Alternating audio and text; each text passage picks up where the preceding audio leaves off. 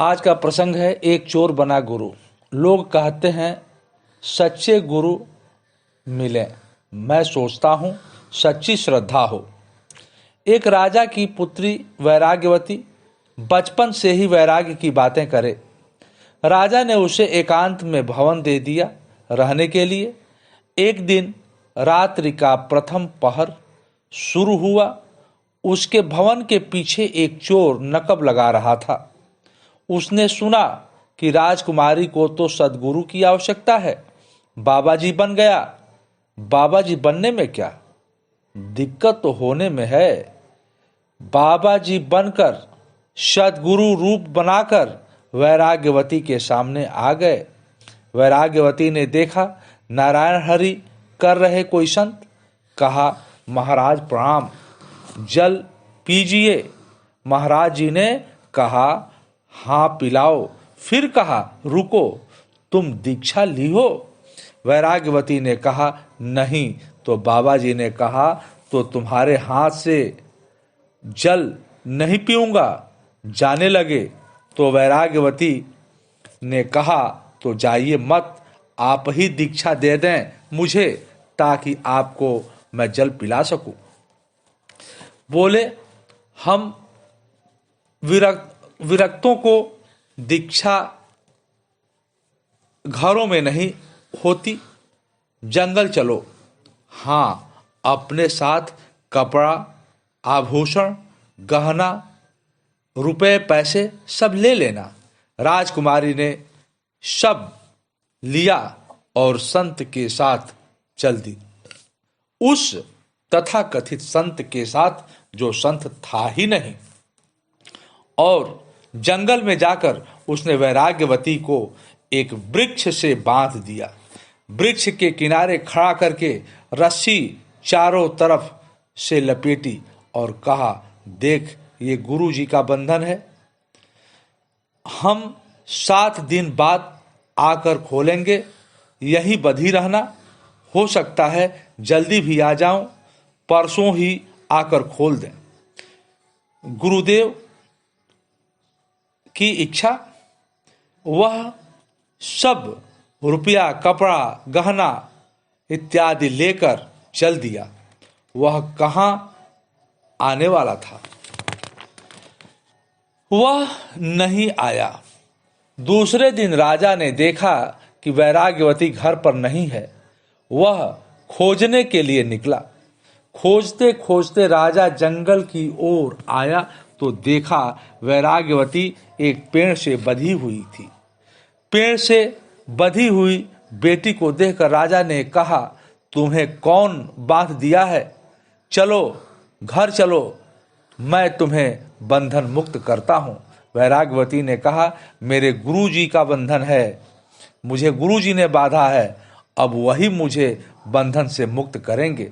राजा के बहुत समझाने के बाद भी नहीं माने तो राजा चल दिए।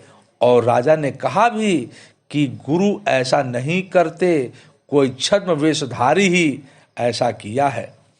2 दिन हो गए, भगवान नारायण का सिंहासन डोलने लगा। नारद जी से कहा, पता करो, पता लगाओ। नारद जी आए, देखे कि ये बंधी हुई है। नारायण नारायण कहते हुए, बेटी, कौन बाधा है तुम्हें? मैं बंधन मुक्त करता हूं तुम्हें। मुझे जानती हो? प्रणाम किया बेटी ने। आप देवर्षि नारद हैं ना? यह मेरे गुरु जी का बंधन है। नारद जी ने कहा, तुम्हें कोई छद्म वेशधारी ने बांध गया है, मैं तुम्हें बंधन मुक्त करता हूं। आपको धन्यवाद। यह मेरे गुरु जी की ही बंधन की देन है कि आप यहाँ आए हैं। आप क्षमा करें, वे ही बंधन मुक्त करेंगे। उनके बंधन की ही महिमा है कि तीसरे दिन ही आपके दर्शन हो गए।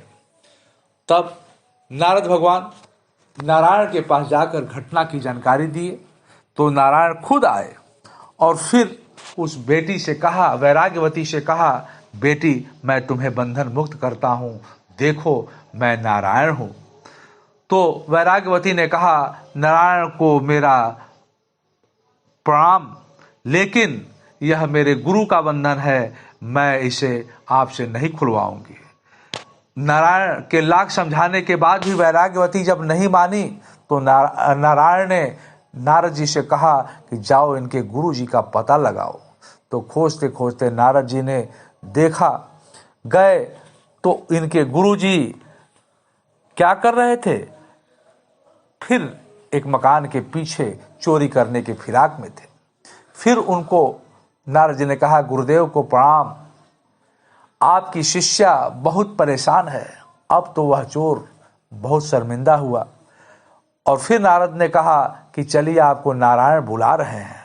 फिर आने पर जब चोर शर्माते हुए आया तो भगवान ने उस चोर को ये दर्शाते हुए मजाक में नारायण ने कहा कि गुरुदेव को प्रणाम, अब वो शर्मा और आप अपने इस शिष्या को बंधन मुक्त करिए।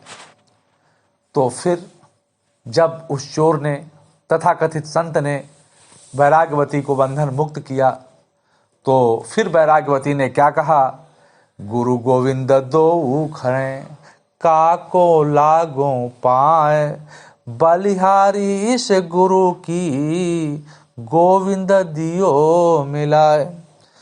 तो सज्जनों, मेरा यह कतई मतलब नहीं कि गुरु को ऐसा होना चाहिए, या इस कहानी की यह भी आशय नहीं, यह उद्देश्य नहीं कि गुरु वैसा होना चाहिए।